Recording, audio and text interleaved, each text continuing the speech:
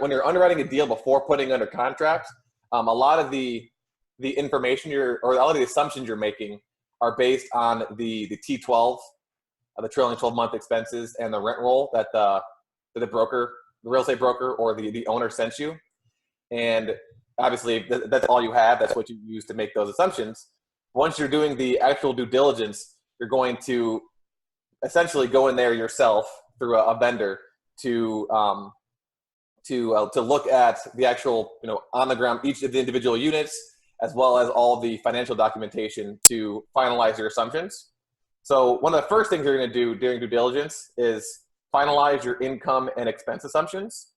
And the two documents the two reports that you need for that are the financial document audit and the lease audit report. So just as a refresher, the financial document audit is a consultant that will go in there and look at all of the actual hard financials of the property to determine what the various revenue and expense data actually are.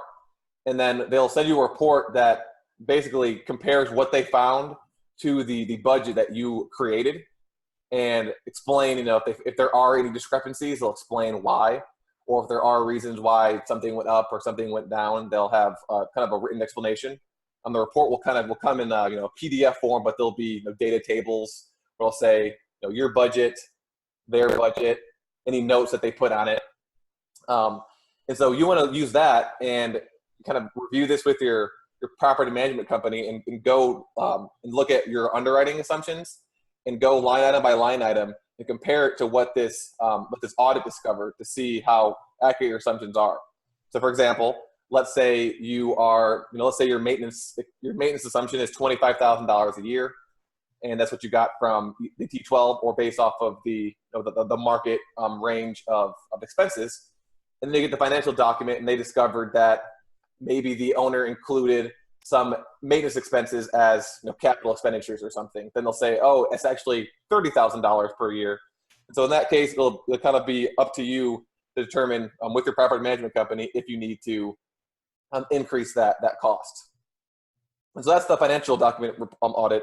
The other one is the lease audit report, where essentially your property management company goes through every single lease and looks at the terms and the language of the lease.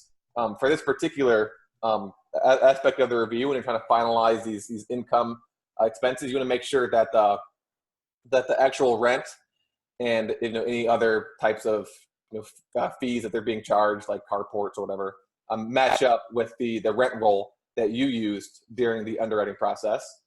Usually it does, but if it doesn't, that's something else that you'll need to update as well, because obviously if the rents are different, then the income is going to be different after you take over the property.